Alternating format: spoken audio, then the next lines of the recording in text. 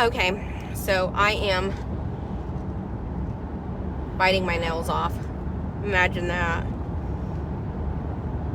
You know, days like today are long and they suck. It's been fucking pouring down rain. It's cold. It's 38 degrees.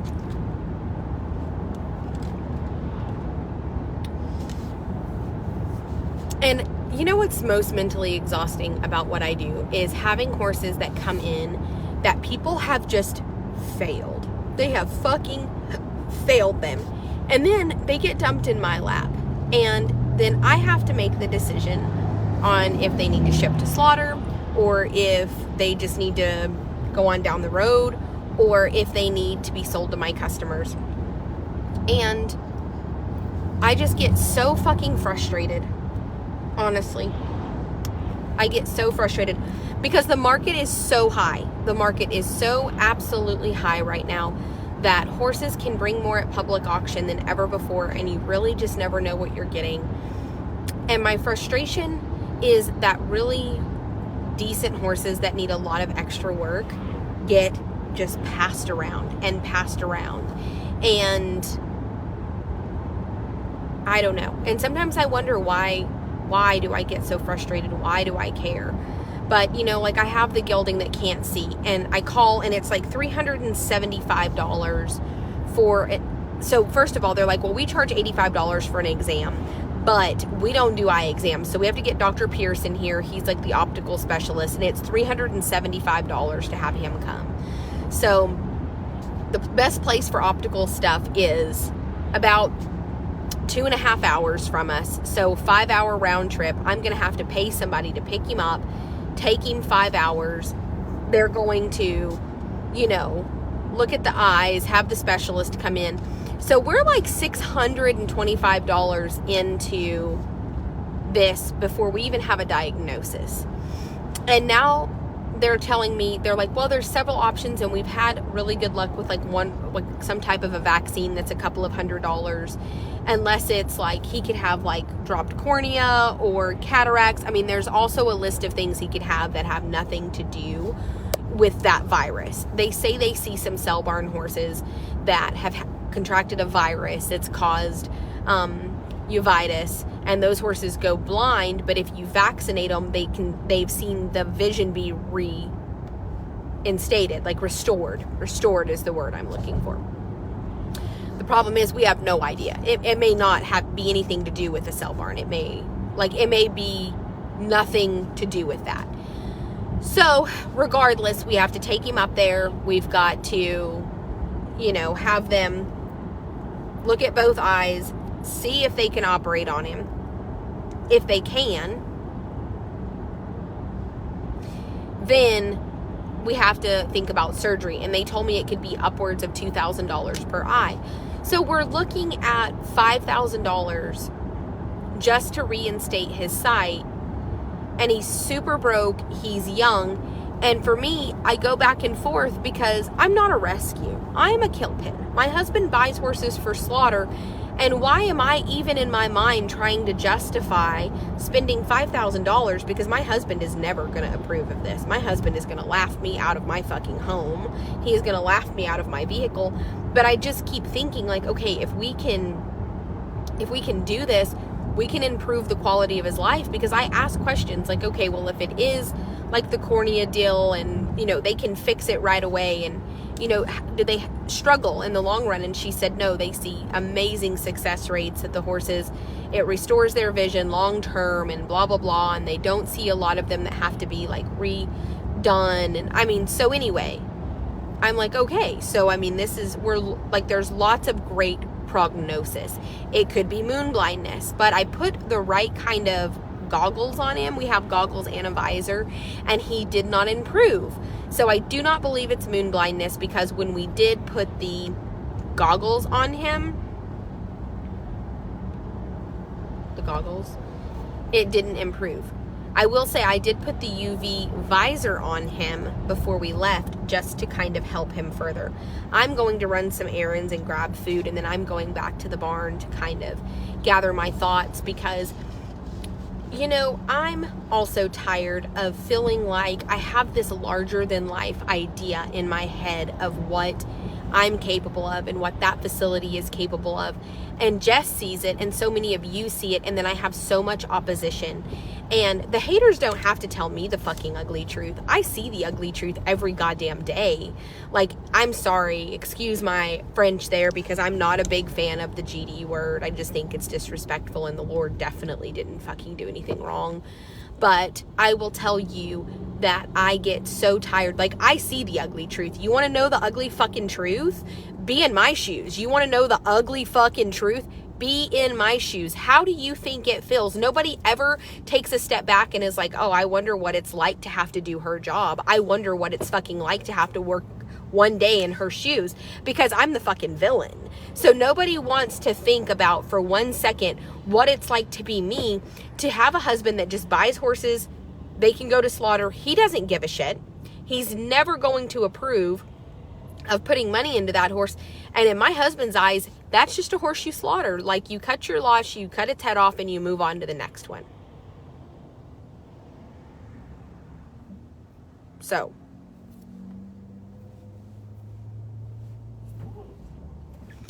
there you go. Like, the truth of it is, my husband is never going to agree to spend the original $625 to even get a proper diagnosis. There's no way. Jacob will never, ever in a million years do it. So in order to do that, I'm going to have to collectively do it as a group, because we think it's worth it. And if everybody pitches in a little, we can round up a lot and try to start to correct what's going on there. Is he worth it? He seems like it to me. He's fantastic, you know? And then let's turn around and we have the white horse. The white horse gets dumped in my fucking lap. I pull his papers. Let me just show you while I'm at the stoplight right here. I've got my car. Don't worry. I'm not going to fucking run anybody over. I'm in park. No, this is 1604.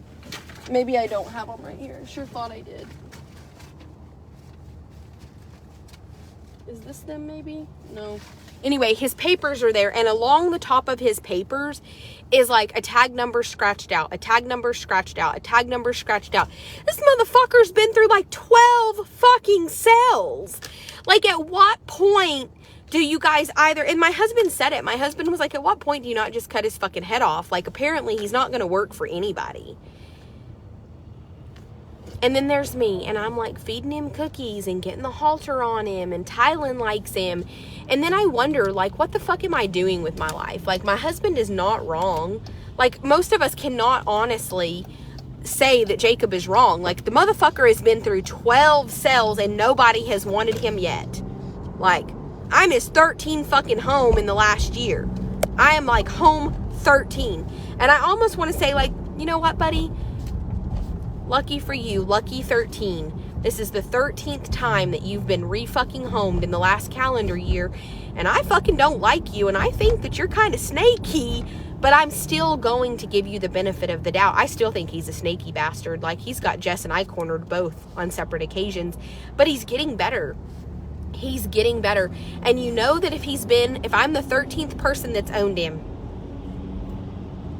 If I'm the 13th person that I can tell you, that means nobody's owned him for more than a month. Nobody's probably kept him more than 2 or 3 weeks. He's been with me probably almost 6 weeks now. I've had him 6 weeks, just so you guys know. He came out of, I may have had him longer than that. No, because he sold at the December, no, he sold at Billings at not this last catalog sale, but maybe November's catalog sale. They didn't have one in December, and he sold at Bowie. And then he sold at Elkhart. And then he went from Elkhart to Navasota. From Navasota to Mize. From Mize, he went to Nevada, Missouri, maybe. Or Cuba, Missouri. From Cuba, Missouri, he was at Tulsa. From Tulsa, he went to Opelousas. Like, we tracked from the Coggins and the tag numbers, and we tracked. And he's been through, he sold at Worland and then Billings. And he went from South Dakota to Worland to Billings. From Billings to Bowie. Bowie to Elkhart to Navasota. I have it written down. I tracked him. I called and I just beat the fucking record, like, on where has he been. And the reason that I kind of tipped off where he had been originally is because when I called Billings, they were able to kind of help me. So the problem is that listen, this horse has been through like a sell a week. It's not even like they're giving him in a month. I can tell you that he sold at Bowie like on a Sunday, and the following week on Saturday he was at Elkhart, and then the following week on Saturday, I want to believe, or the next Saturday, he was at Navasota. And then he sold like from there to Mize, Mississippi. So I mean, he was rolling through some sales very fast. But what I can tell you is I'm the dumb fuck that's like, God, I totally, listen, as a horse person, I understand in my soul while nobody wanted to fucking keep him. I mean, it took Jess and I an hour to get the slinky off of him. And going in to clean his stall. But I tell you what, he's getting better. Every fucking day, this horse is better. Every day, I am like impressed. Every day. But none of us have made the mistake of whipping him or being ugly to him. So far, he's like, wait a minute. These bitches have cookies and they don't want to fuck me up. Okay. Picasso. That's how I feel. He's like, okay, Picasso. Because all we want to do is feed you cookies and brush you. Please stop trying to fuck our world up. Please stop trying to like jack my jaw. I just want to feed you cookies, clean your stall, and not fuck you up. Please don't fuck me up. And I think to myself, if I was 20 years old again, and I know we all say that, half of you watching are older than I am, and you think this, if I was 20 years old again, I could make that horse a phenomenal horse. But I'm 35 years old, I have a fucking toddler, he's borderline dangerous, and I'm not a fucking training facility. So I make $0 off of training animals. In fact, by the time I'm done fucking training on him, we don't even know. You know, I really lucked out. He's the one that I sent with Dylan, and Dylan brought him back. So Dylan called him. But Tylen got on him, and he did fantastic with Tylen. So I told Tylen maybe what we could do is do training demonstrations with him on how we would handle a horse like that. And just maybe it would be enough entertainment that people would join the Wild Tribe after hours and make it supporter-only content, so that we could kind of pay that horse's way. And maybe within 2 or 3 or 4 months, we could have him far enough along, then he would be ready to rehome. So in my mind, instead of just cutting the fucking loss and saying like, this piece of shit's probably going to hurt somebody, because that's what my husband wants to say. And that's what my right brain thinking brain wants to say. But then there's my left brain over here, and it's connected to my heart. And I'm like, but maybe. And then the whole entire time, I have opposition coming from people within our industry that, you know, that don't, people on Facebook, and people get so mad. We were going to do a naming contest, and they were like losing their mind. They were like, people are stupid enough to pay to, and I'm like, where do you think the money goes? Like, if we have a naming contest, where do you think the money goes? The money goes back into the horses. So I don't understand where all of the fucking opposition comes from. If you don't like me, don't watch. But what good is there in sitting around constantly talking about what I do if you don't like it? Like, we all know that I'm not perfect. Not a secret. We all know that my husband buys horses out of sell barns, and they're going to get sick, and some of them have really bad ulcers, and some of them have underlying issues. We know. We also know that there's no telling what you're going to get, and we just are going to do the best evaluation that we can so you know what you're going to get. And it seems so simple to me. And on top of it right now, I have all of this in my mind that's weighing on me. And I haven't even had time to like really process last year. Like, I had a lot of loss last year. I had a lot of stuff that I should have grieved. I never did.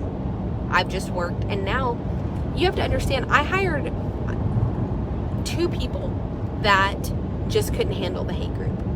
They were like, I do not, like, if the job had nothing to do with live video and we were not on live video, I could do it, but I don't want to subject myself to conversation of strangers.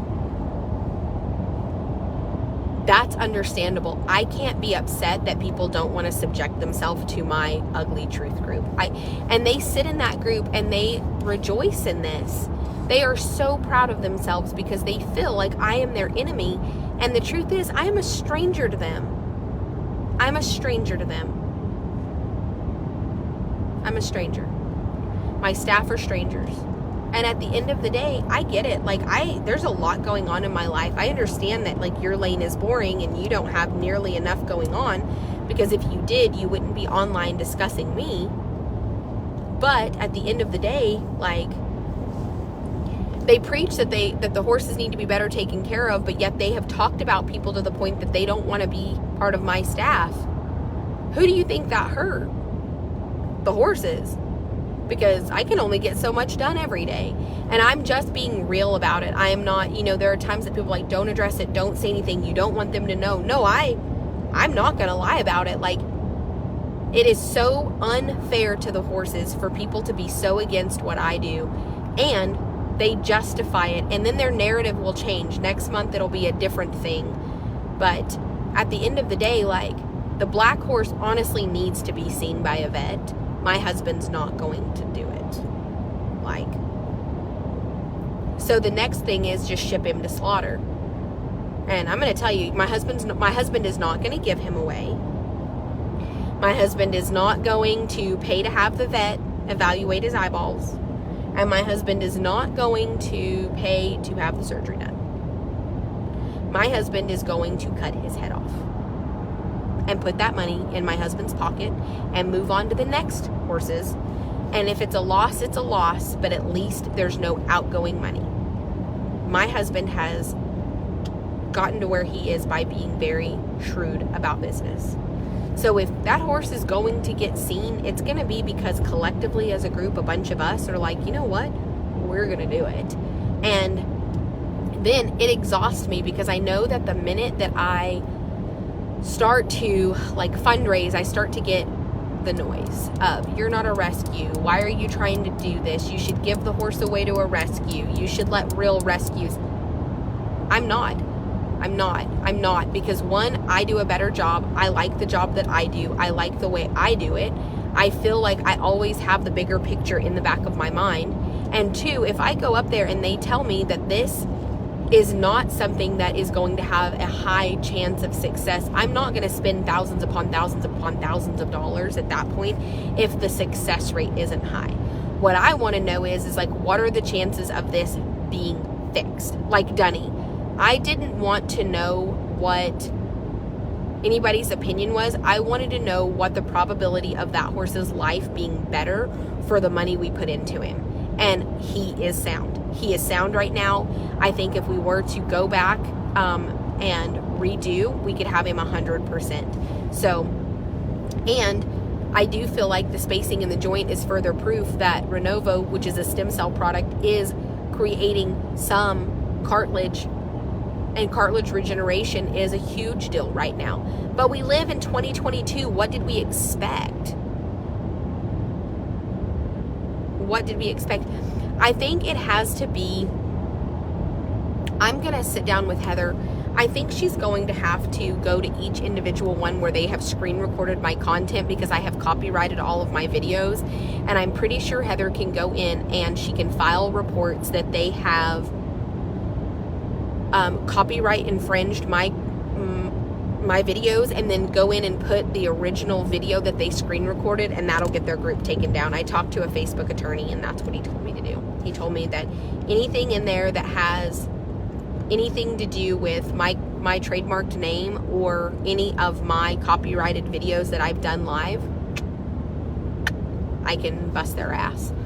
But you know what I think sets me apart from other people is I try to be as real as possible. Like, we had a horse that got double pneumonia, and it was really, really bad. And it was, the vet just flat said it was from the constant weather change, that the horse got a little sick, and then the constant weather change just didn't help the situation. And those things suck. Like, the hate group wishes they knew everything, because they would want to tear that apart and talk about how I should have done things differently. Like, well, as soon as the horse got sick, we got it away from my property and into a actual clinic.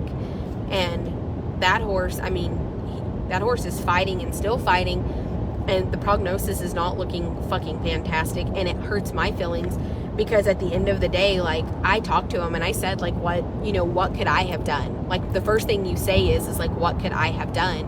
And they said, like, well, the thing that you would have wanted to avoid is wherever you went to pick up this bacteria. Well, that's the cell barn.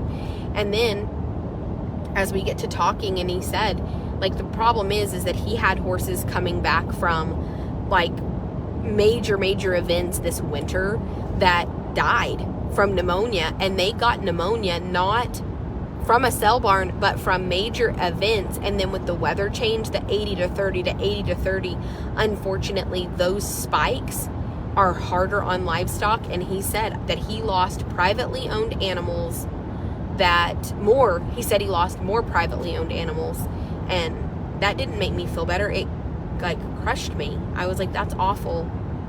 So I just said, like, okay, so in the future, and, you know, it's just one of those things to where he was like, honestly, as many horses as you have coming through cell barns, his opinion was he was super surprised I didn't lose more than what I have. You know, the donkeys being sick. I mean, as I kind of sat down, because my thing is at the end of the day, like, nobody wants for people to lose their livestock.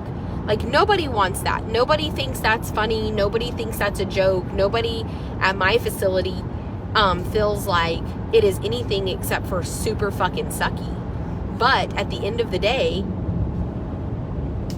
the only thing that you can say is, what can we do better moving forward?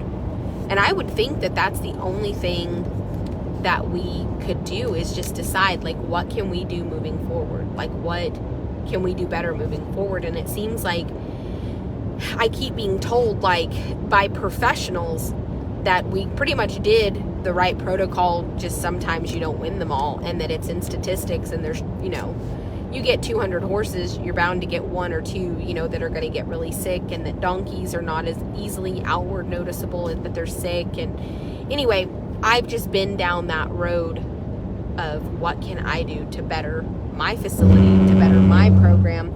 Every time I video, you guys watch, that this road is a 2-lane road, and it goes from being really wide to a little bit more narrow, and I hit those bumps right there every time, because whoever cut the lines cut them out into the road, like cut them out into the view. Last time I was on this road, I hit the same ones, and every time I always know, because there's a set of tiger striped cows right there, and I always look up thinking, like, oh shit, I was looking at the tiger striped cows, and nope, the lines are cut into the road just a little bit. I don't know, I fucking think I'm stupid sometimes. I just wonder, you know, and then I have that 3-year-old warm blood, and Tyler, bless his heart, he was trying to, like, shape him up and get him trimmed up for me, and it's not Tyler's fault because we don't know the horse at all, but the day after being trimmed, he was, like, super footsore. So I called him, and he was like, yeah, I noticed he was a little splayed out, and I was just trying to really get him balanced. But as he balanced him, you have to kind of take that sole to balance the foot. Well, where he took the sole, the horse is super sore. So we've been having to, like, put his feet with, like, pine tar, reducing. And anyway, I smell it, and ugh. I love that horse, though. He's the one that was, like, trying to steal the cookies. And there's just nothing beautiful about horse trading sometimes. Like, there are times that trading horses is not beautiful. It's fucking dirty. It's dirty work. It sucks. And it's so competitive in its own right. Like, you have people over here that are, like, fighting with me and bashing. And you have people over here that are, like, wanting to just discuss and talk. And you know what? People always think they could do it better. But they can't, or they would be. And that's the truth. And I'm going to tell you right now, I bite my nails terrible. So I have to keep my fucking nails done to keep me from biting them. But I don't know. And I hope you guys kind of see both sides of this. Like, there's so much beauty to what I can do, and there's so much more beauty, but it takes lots of people, and it takes lots of people collectively willing to give. And then people get upset, and they're like, you're not a rescue. You shouldn't be asking people to help you. Like, your husband's a for-profit business. And you know what? I understand that aspect of it too. I understand that my husband makes a profit. But you have to understand that my husband is absolutely not. See, like right here, I'm in the road and they're cut. There's like a, oh, you can't see. But on this road, it's like whoever was driving the drunk bump truck to like cut the lines didn't, he like veered off. Whenever the road splits, he forgot to veer off too. I just feel like, you know, and then it's like I understand all sides of it. Like why invest $4,000 or $5,000 into this horse when you can go buy a good horse for $4,000 or $5,000? And then at the end of the day, I'm like, because we can save that horse and we can change his life and he can go somewhere after that and be a viable candidate to absolutely thrive and add so much joy to somebody. That's why. I already own him. Like, that's my next point, is like, I already own him. So it's not like I'm seeking him out. Like, when we bought him, we didn't know he was blind. You know, we didn't know he was blind. But my husband's answer to the horse being blind is because he sees just enough. Like, whatever it is, like, he gets around. I noticed he fell off the trailer. And then I've noticed sometimes when he goes to drink, he like dips his whole muzzle and then jumps back. Like he you know, like dipped too aggressively.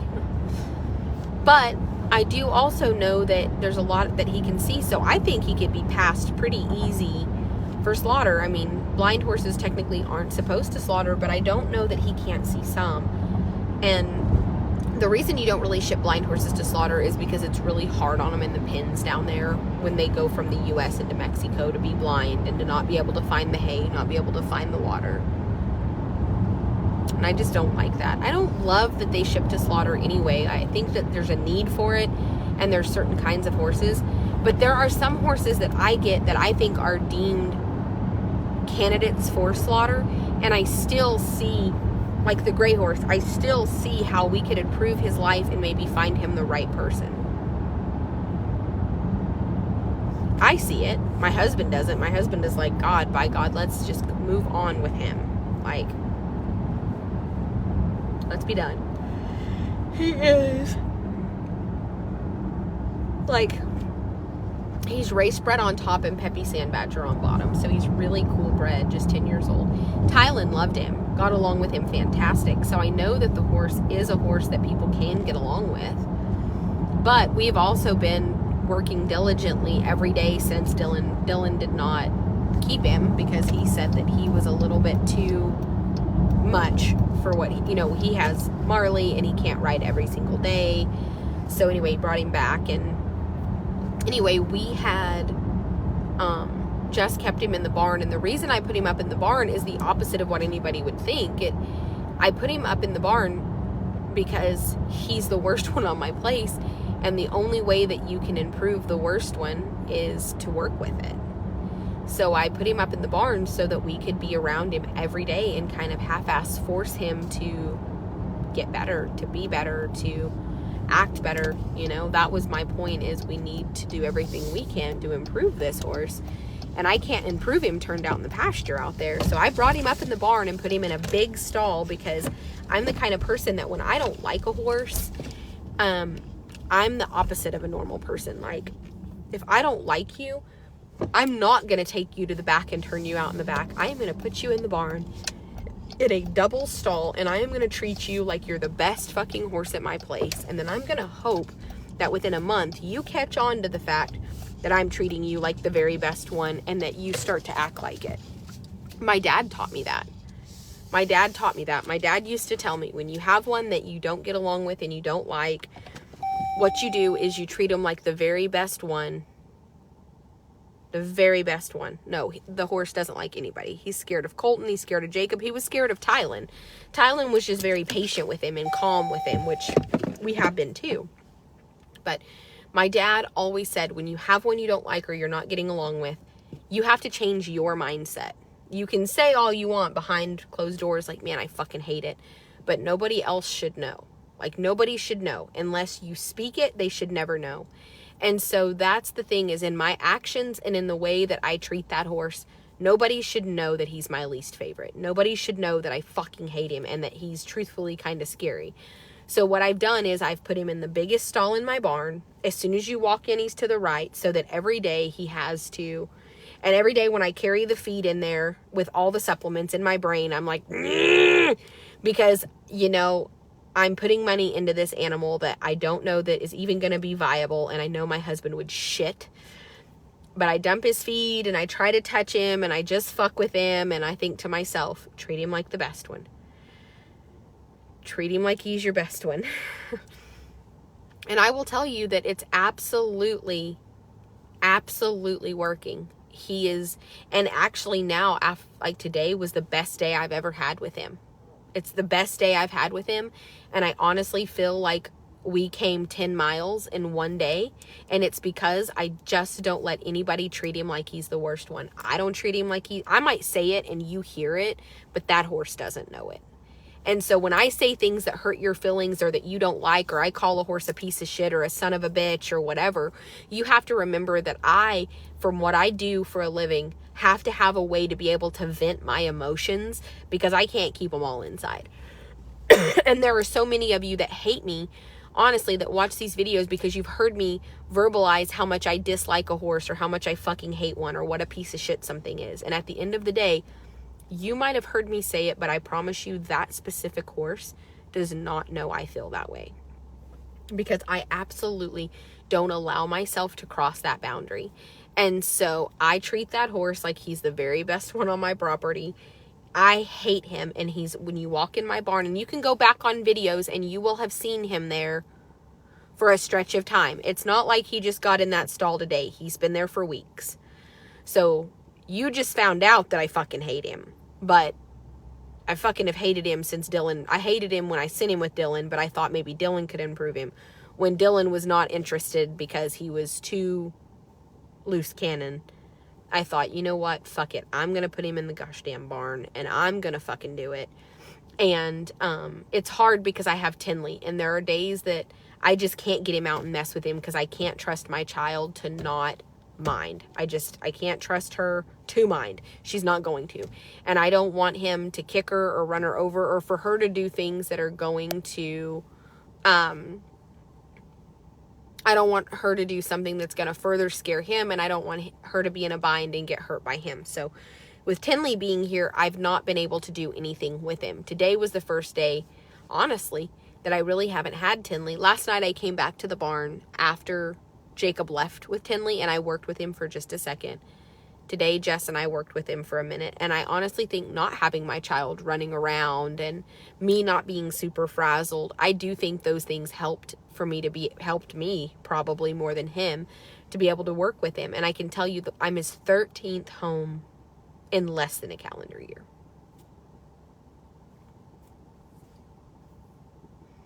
And how fair is that to him? All he knows is nobody fucking wants him. So of course he acts like that. So what we have to do is start working to change his mind about humans. And I think it's starting to work. And I think there's a lot of great inside of him.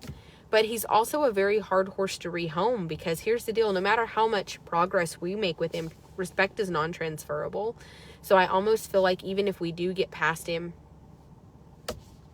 you know, even if we do get past him, can the next person, you know? And that's what my husband keeps saying. Like, even if we can make it work, I trade horses for a living. I am pretty fucking handy, especially behind closed doors.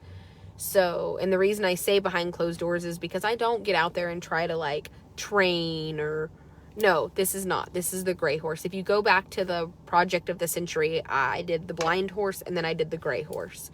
This is the gray horse. The blind horse is not really that bad. Like, people have been good to him and done good by him. So you can't hardly tell he's blind. Like, he's been through good people who have tried very hard for him. He just needs his vision fixed. His brain is all there. The gray horse can see, and he's super sound. His brain just is hung up. But I treat him, and look, the blind horse, that horse, my husband is like, And look, I have him in a slinky. I've got a UV mask on. I'm doing everything I can. So even if one is the worst one on my place, I don't want the horse to know that.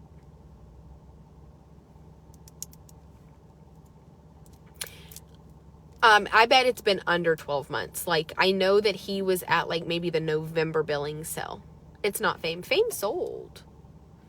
This is one thing that drives me crazy, honestly, is that people are like, is it Fame? Like, the blind horse you're talking about, Fame. Fame is not blind. Fame is sold, and Fame is at Fame's home. So he shouldn't be a topic of conversation.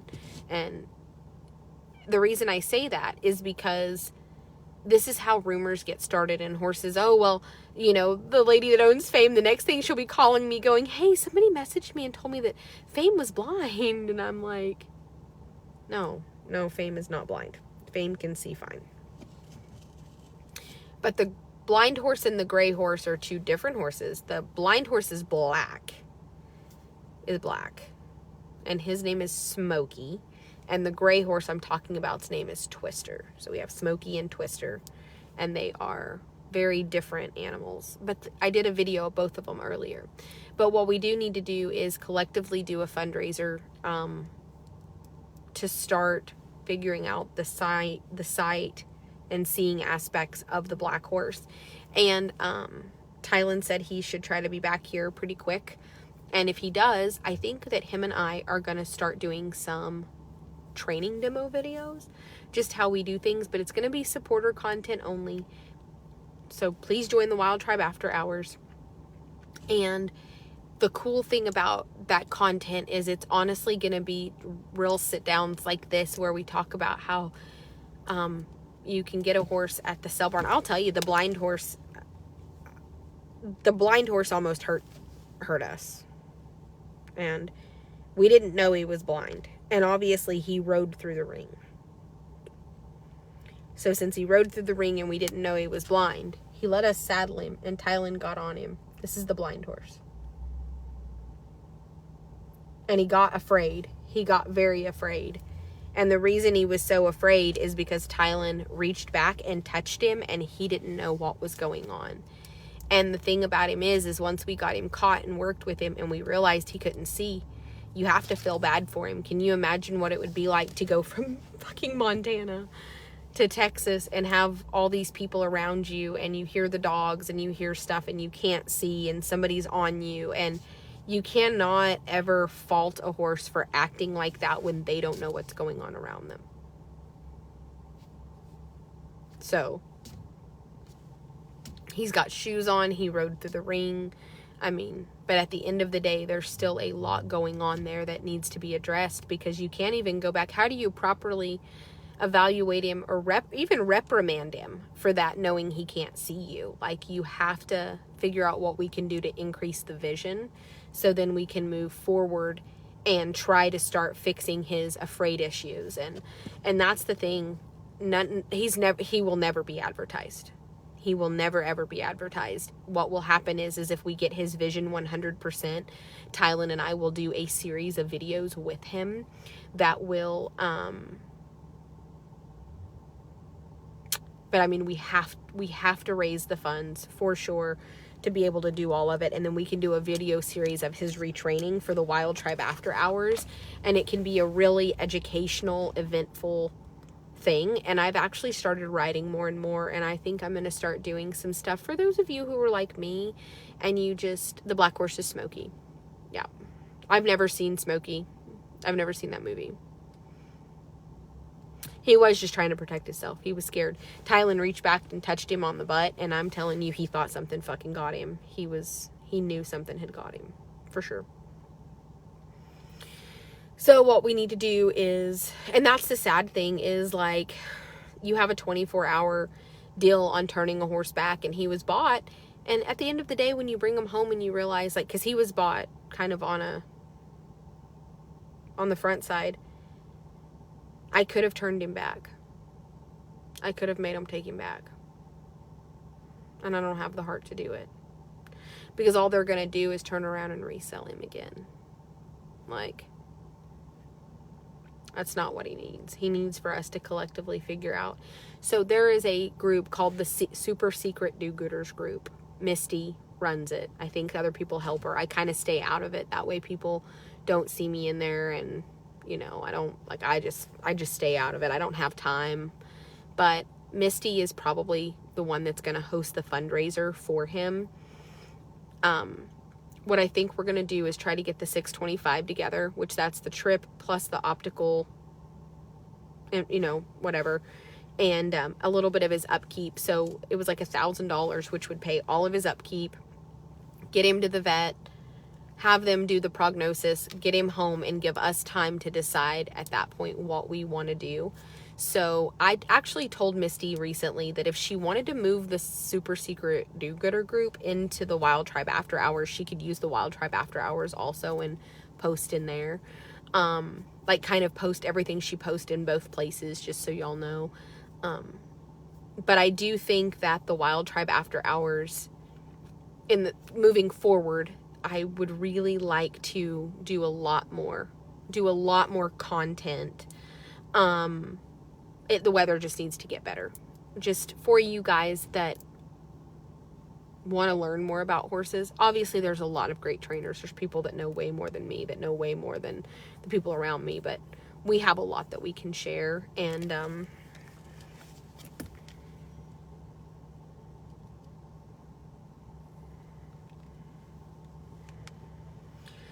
so what happened is the horse that was so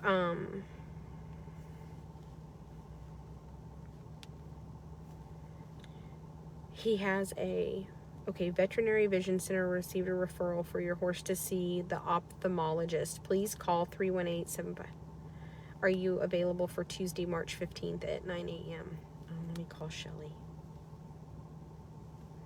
Hang on one second, you guys. March 15th. That's my problem, is the amount of time that it takes to, like, go from point A to point B. Like, my husband is not going to want to keep him this long and invest money, so we need to not only raise money. I wish we could just fundraise for the fucking horse and buy him from my husband, but that's a whole other story. All right, Shelly. March 15th. Hey, what are you doing? Hey, will you be... What'd you say? Oh, I can't hear you. Hang on. Can you hear me now? Yep. Will you be back on March 15th? That's a Tuesday. Well, I have a horse here that I need to get back there on the 15th. The blind horse. Back to Red River. They're going to have that Dr. Pierce, the ophthalmologist. He charges $375. I wanted to get him up there to do that, but I'll call you here in a little bit and talk to you about it a little bit more in depth. But I just need somebody to get him from, my house up there that we can pay. I mean, I figured $250. Is that enough to get him over there? Okay. Well, I want to pay you fair. I know it's not, it's not next door. Yeah. Yeah. Is that what you charged her? Did they keep him, or you have him? Okay. Well, they said that he has blood clots in both jugular veins. That's what's actually going on. Yeah, but the pneumonia didn't scare him at all. He thought the pneumonia was no problem, but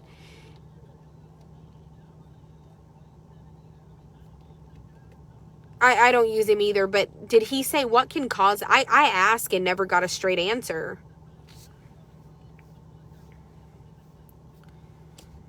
The two brothers are the redheads, right? They're kind of sandy redhead.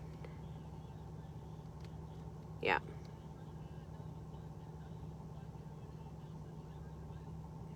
Is Nelson the redheaded one? Yeah, I've used him a little bit with the racehorses. Please, yeah.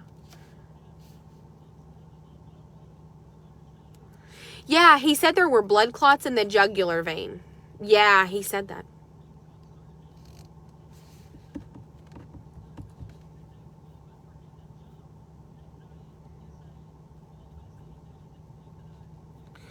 The horse is eating, he's drinking. We knew that he had a little bit of sickness, but he was clearing up. Like, all of that's clearing up. So I know the pneumonia, that's not the problem. But I knew that the swelling wasn't normal. And I knew it wasn't I haven't had anything on my property with strangles, and that's not common. And I feel like everybody wanted to jump to conclusions. So when I kept saying, that's what pisses me off, is when I say, like, that it's not strangles. And they're like, well, he's been through a cell barn. And I'm like, so anyway, he did say, this is not strangles. You were right. And he had to kind of half-ass apologize. And he said that he had blood clots in the jugular vein. And so that's what I'm trying to figure out is, like, what, like, that's a first. I've never heard that.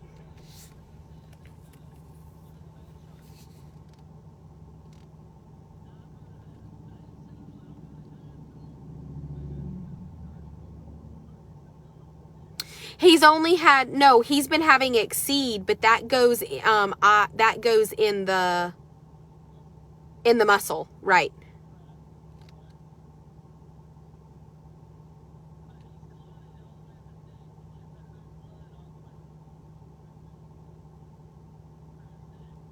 Yeah.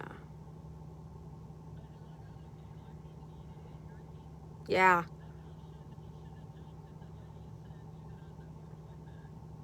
Yeah, no, the exceed is IM, not IV. So that wouldn't have been right.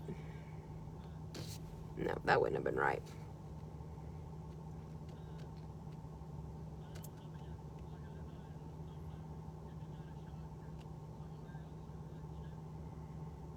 Yeah, no, he hasn't. He's only had exceed IM, so that, I mean, that would have to be, we have to figure out what. I think he got Banamine and Genocin, but from Dr. Curry. Yeah. Super hard, right? Yeah.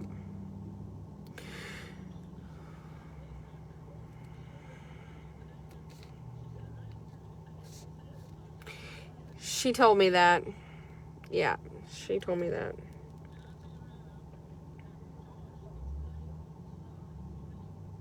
Yeah. Yeah, for sure. For sure. All right. Well, March 15th, you'll just barely be getting back from your road trip. But if you can make it work, I'll go ahead and schedule it. All right, sounds good.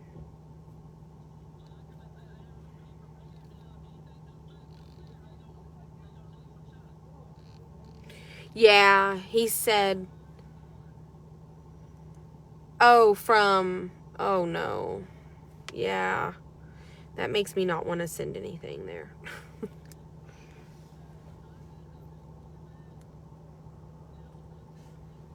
And they were sick.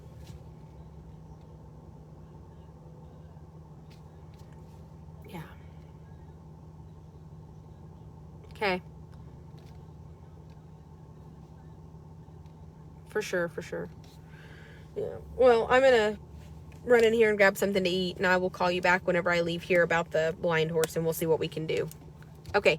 All right, because he's one of those.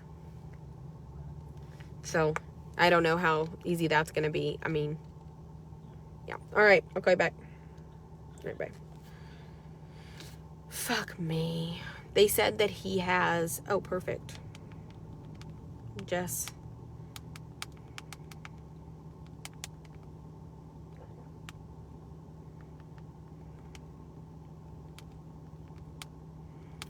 Okay, that mare did in fact see the vet. Jess thought that maybe she hadn't, but she did. Okay, so I guess the horse has blood clots in his jugular veins. And they said it could have been anything from so when he saw the last vet, he got Banamine and Genocin. But everything he's received since then has been IM. We've only had Exceed to give him. So maybe, I mean, that's so fucking bizarre. I don't know. What a weird deal to have. See? People think they know all the shit, but they don't have a clue. But Dr. Curry did give him ginseng and Banamine. But I mean, I don't know. I need to Google and see. Dr. Google. That's a joke. I always make that.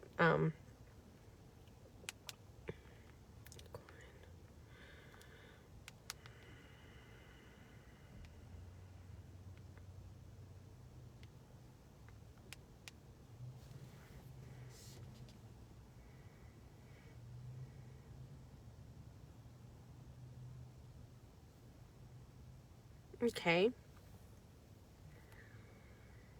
You would think overall common. Oh, our cancers.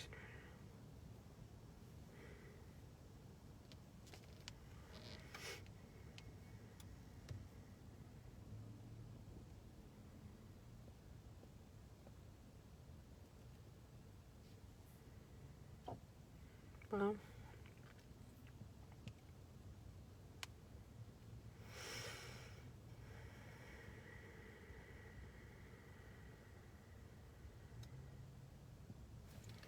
Oh, where he had to have the catheter. I guess where the horse had to have a catheter. The problem is where the horse had to have, I just text, where the horse had to have a catheter, the catheter caused jugular vein thrombosis.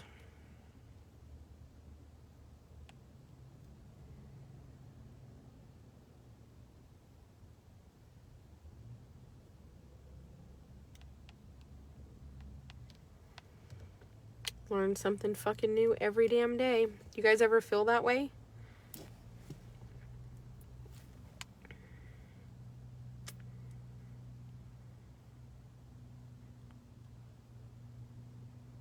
Man.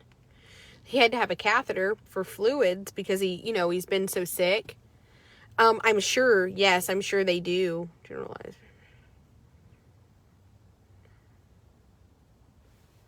Treatment.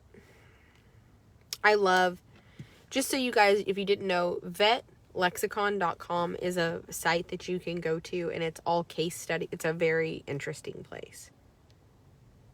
Man.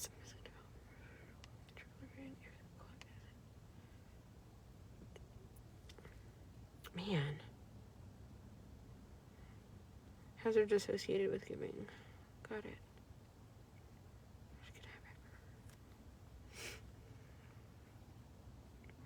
They said what was really weird is he had the thrombosis on both jugular veins.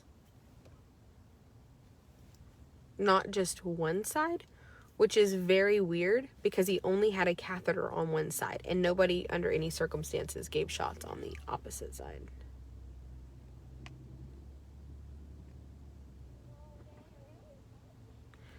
So just a really fucking weird deal, Dr. Davis.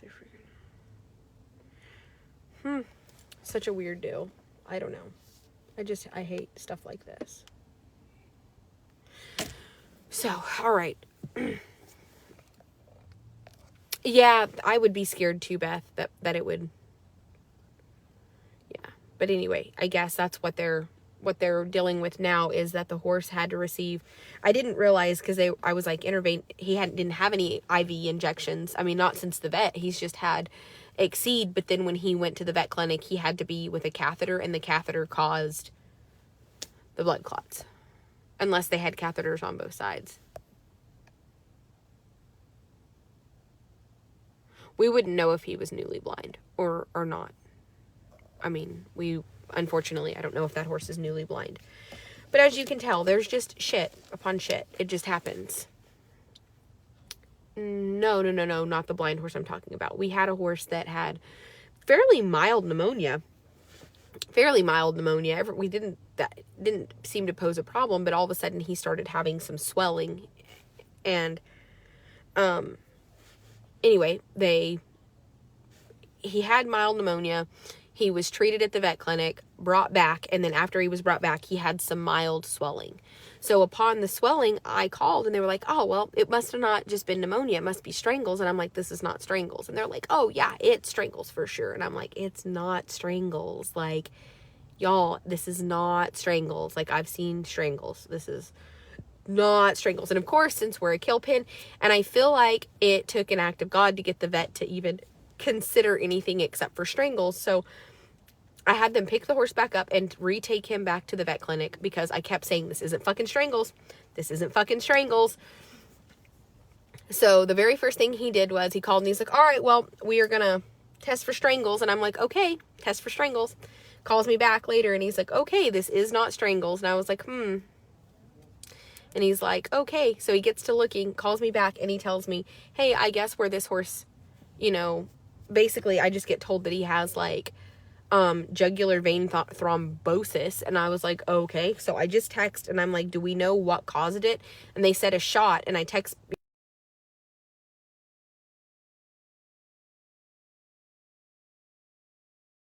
We've just been giving IM medication, which is in the muscle.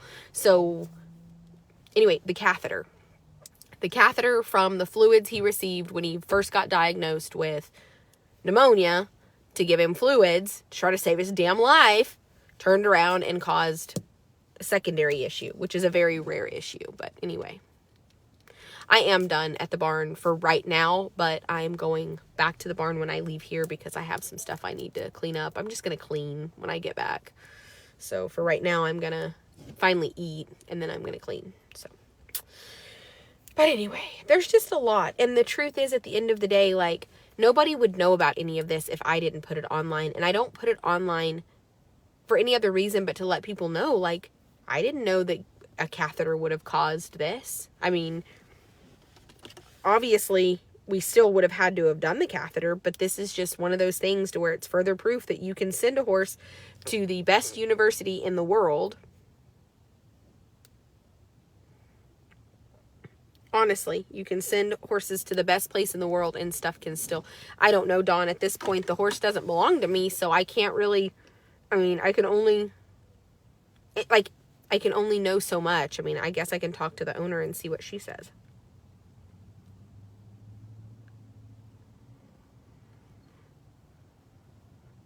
And I don't have catheters. We just run a needle backwards at my house, and I didn't run the fluids, so it makes me wonder. I want to ask them, like, we had considered starting to run catheters instead of doing the needle, and now I'm scared. I'm like, do actual catheters give a more probability of this? Like, I have questions. I don't have answers to. But it doesn't mean...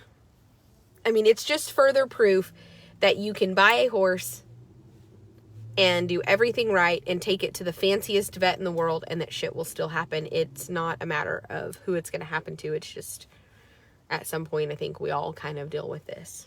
So, we have all those horses at my house and nothing is sick at all. And I just know that if it was strangles, like, we would have just, and I said that, I was like, something else on that load would have popped up. Like, you just don't get strangles without having kind of, it runs in pairs or, two or three or four, and I just kept telling them, like, this is not strangles. And it sucks because I've been saying for days that it's not strangles. And I feel like because they were just like so against me, you're a kill pin and they came out of auction, it's strangles, that they were like, oh, well, that makes sense. That's why, the pneumonia turned into strangles. And I'm like,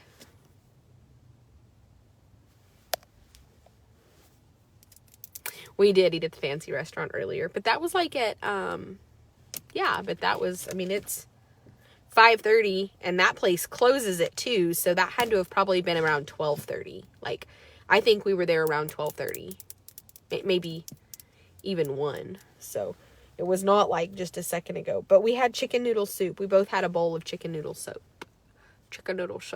So we didn't eat. Large bore needles can cause scarring too. I keep catheters because it's more comfortable and no chance of needle blowout. See?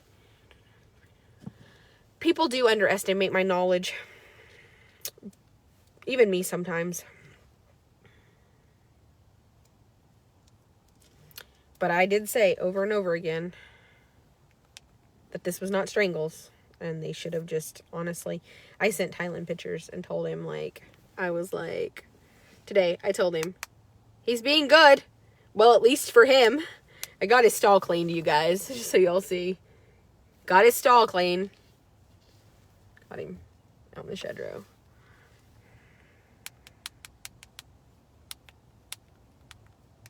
He was really good today.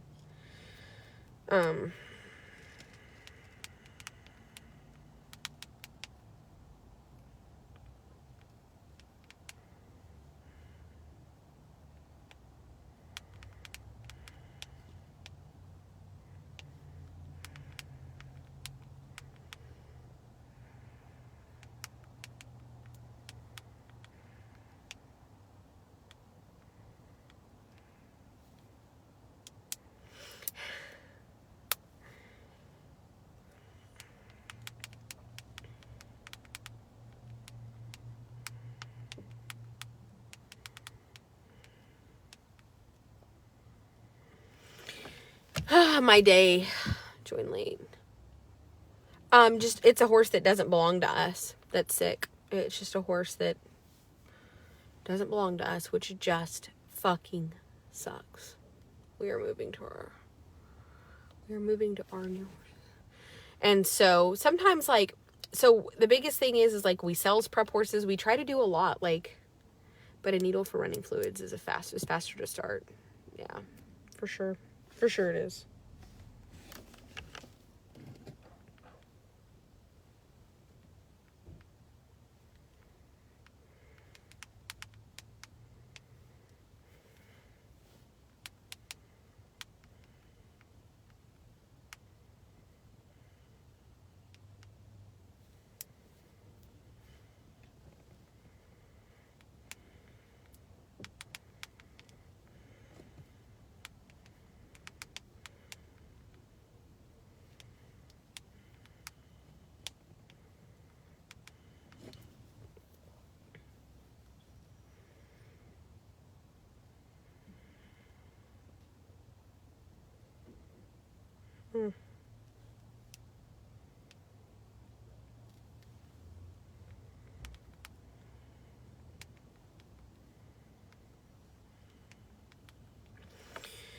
So, yeah.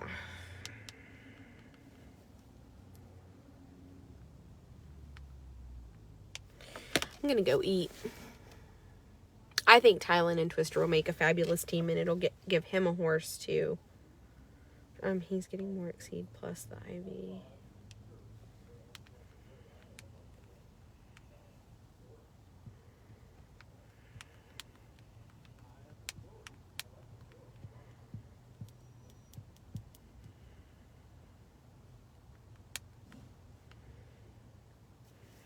Yeah, so basically the horse is over the pneumonia, but the problem is a secondary issue due to the original treatment of pneumonia, which is he has blood clots, and I'm assuming that it was caused by the catheter.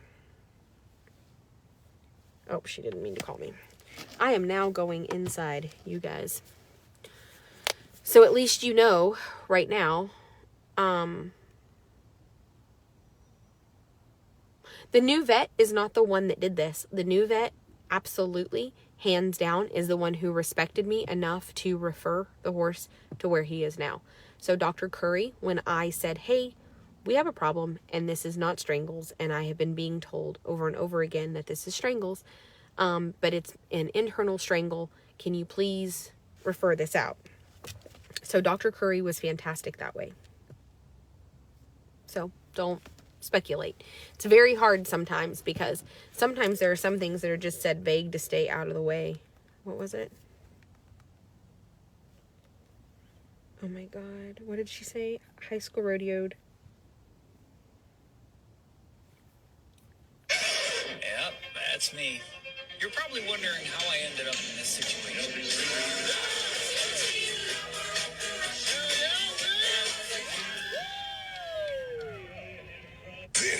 It's funny.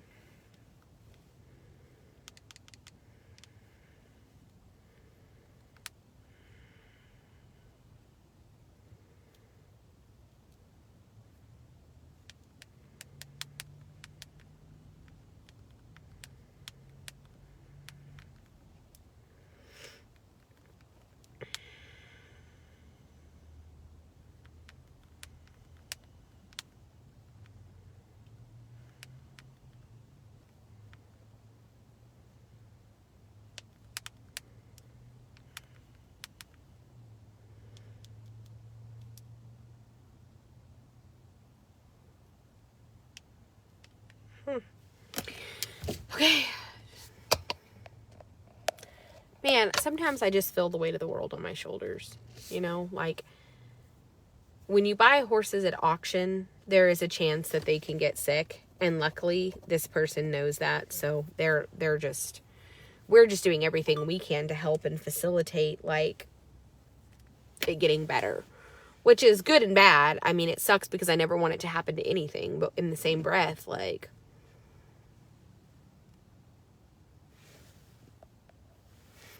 So I'm sure that the vet will do whatever they can, I'm sure. But I'm just glad that finally. And I will tell you, Dr. Curry is the one that when I talked to her, she absolutely listened and was like, I'm sure you know, you've done this 9 years. So I give a lot of credit to Dr. Curry. I don't know her from Adam, but she has not been anything but fantastic. I mean, I really don't know her. So, all right, inside I go. Bye, you guys.